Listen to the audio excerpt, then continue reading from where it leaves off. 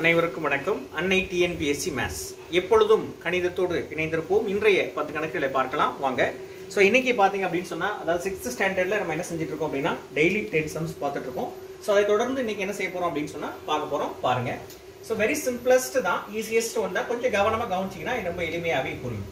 11 மற்றும் 60 ஆகிய எண்களுக்கு இடையே உள்ள பகா எண்களின் எண்ணிக்கை. நீங்க பகா எண்கள் நீங்க போட்டு பார்த்தீங்க அப்படின்னா அதுல 11ல இருந்து 60 வரைக்கும் எத்தனை பகா எண்கள் இருக்கு அப்படின்னு பாத்தீங்க அப்படின்னா ஒரு 12 நம்பர் இருக்கு. நீங்க செக் பண்ணி பாருங்க. ஒன்னொன்னா அப்படியே நீங்க என்ன செய்யுங்க அப்படின்னா போட்டு பாருங்க. இதெல்லாம் பிரைம் ஃபேக்டர்ஸ் போட்டு பார்த்துட்டு நீங்க அதை செக் பண்ணீங்கன்னா இந்த மாதிரி 12 நம்பர்ஸ் கிடைக்கும். சரிங்களா? அடுத்து 29 மற்றும் 31 ஆகிய எண்கள். ஸோ இந்த மாதிரி ரெண்டுமே பிரைம் ஃபேக்டர்ஸ் அப்படின்னு சொல்லுவோம். அதாவது பாத்தீங்க அப்படின்னா பகா எண்கள் அப்படின்னு சொல்லுவோம். ஸோ இது என்ன அப்படின்னு பாத்தீங்கன்னா இரட்டை பகா எண்கள் அப்படின்னு சொல்லுவாங்க. இரட்டை பகா எண்கள் அப்படின்னு சொல்லுவாங்க. சரிங்களா? சோ நெக்ஸ்ட் பாத்தீங்க அப்படின்னு சொன்னா 3753 என்ற எண்ணானது 9ஆல் வகுப்படும்.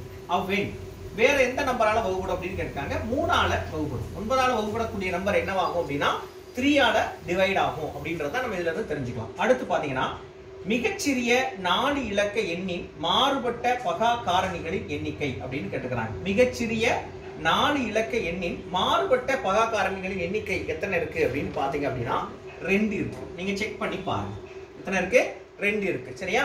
ரைட். அடுத்தது என்ன அப்படின்னு பாத்தீங்கன்னா 30 என்ற எண்ணின் மாறுபட்ட பகா காரணிகளின் எண்ணிக்கையின் கூடுதல் அப்படின்னு என்ன செஞ்சிருக்காங்க அப்படின்னா சொல்லியிருக்கிறாங்க.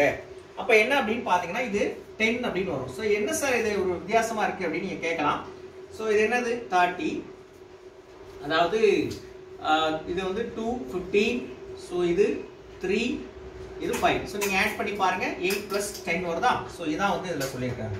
ஸோ நெக்ஸ்ட் வந்து பார்த்தீங்க அப்படின்னா இரு அடுத்தடுத்த ஒற்றை எண்களின் வேறுபாடு எவ்வளோ இருக்கு? டிஃபரன்ஸ் வந்து 1, 3, 5 அப்படின்னா இப்போ 2 இருக்கும் இல்லையா? ஸோ இதான் ஆன்சர். இரட்டை எண்களில் ஒரே பகா எண் அப்படின்னா 2 மட்டும்தான். சரிங்களா? ஈவன் நம்பர்ல. சரியா? பின்வரும் எண்களில் எது பகா எண் அல்ல அப்படின்னு கேட்காங்க. எது டிவைட் ஆகாது அப்படின்னு பார்க்கணும். அப்ப என்ன சொல்றது? இதான் வந்து டிவைட் ஆகும். சரிங்களா? பகா எண்ணா ஒன்னாலும் தன்னாலும் மட்டும் வரும். சரிங்களா? தட் நம்பர் இஸ் எது டிவைடிங், அதோட நம்பர் அதே ஆளை மட்டும் தான் வகுப்படும் இட் செல்ஃப். ஸோ இது வந்து பாத்தீங்க அப்படின்னா இது பாத்தீங்கன்னா வேற நம்பரால டிவைட் ஆகும். ஸோ இதான் வந்து பகா எண் அல்ல அப்படின்னு சொல்றாங்க. சரியா? 27 என்ற எண்ணினுடைய காரணிகளின் கூட இதுல வந்து பகா காரணி அந்த மாதிரி கொடுக்காம காரணி அப்படின்னு சொல்லிக்கிறாங்க. ஸோ 27 அப்படின்னா அது என்னென்ன டேபிள் வரும் அப்படின்னு நம்ம பார்க்கணும். ஸோ உதாரணத்துக்கு இப்போ 1, அப்புறம் 3, அப்புறம் வேற என்ன வரும் அப்படின்னா 9 வரும். ஏன்னா அதாவது 27 ஒரு நாள் வரும் 3ஆல, அப்புறம் 9ஆல, அப்புறம் பாத்தீங்கன்னா 27ஆல தான். சரிங்களா? அப்போ 4, இது 13, 17 என்னோட ஒரு 40. ஆன்சர் வந்து 40.